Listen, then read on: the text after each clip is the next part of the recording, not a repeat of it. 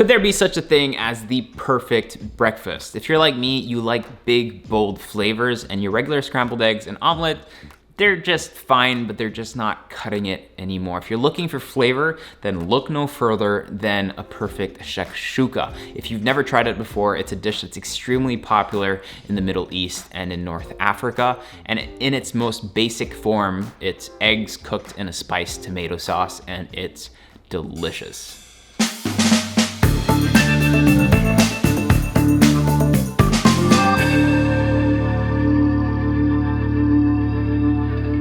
So my videos are usually quite long. I usually try to fit in as many recipes as possible in one video, but I'm gonna start posting some of these, which are quite simple, just one recipe, one video, and hopefully you guys like it as well. Okay, straight to the cooking. All you'll need is your favorite canned, whole peeled tomatoes. Please don't use crushed canned tomatoes, it just doesn't make sense. 3 cloves of garlic, some extra virgin olive oil, cumin seeds, paprika, chili powder, chives, parsley, a red bell pepper, and some eggs.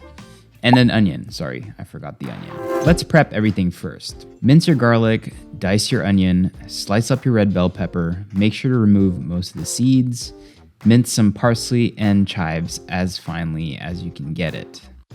Cut your sourdough nice and thick, drizzle this with some extra virgin olive oil, and massage half of your garlic on there. This goes into the oven or toaster until nice and crispy. In your serving pan, heat up 1 tablespoon of extra virgin olive oil. Sweat out your garlic and onions for about 3 minutes before adding your red bell pepper.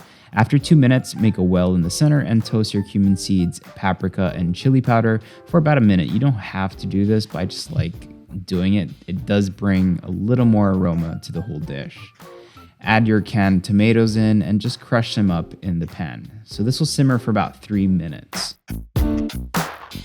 At this point, you can taste it and season it with salt if needed, but a lot of canned tomatoes already has quite a bit of saltiness, so just really play it to your taste buds. Once you can start pulling the sauce a little and it takes a while to cover the pan back up, then you know the thickness is more or less where you want it to be.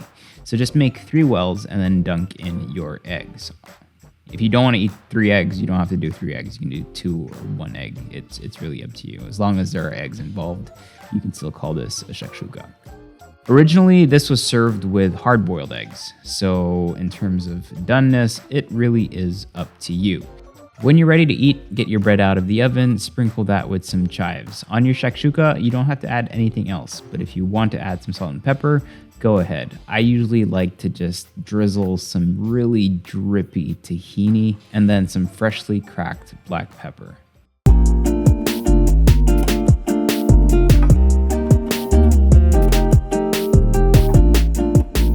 You want that yolk to be really nice and runny, and those flavors are just so complementary. The parsley, the coriander with the lemon rind just really mixes so well with kind of the richness of the spices and the tahini that's on top. It's just a complete dish. Like if you had this in the morning or even at night, 100% sure it's gonna put a smile on your face. So if you haven't yet tried to make a shakshuka at home, I really do suggest you do it because it's really easy and it's actually really healthy.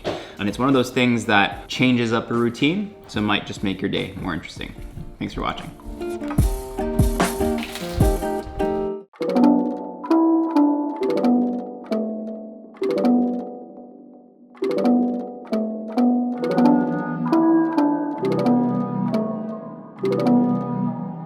You.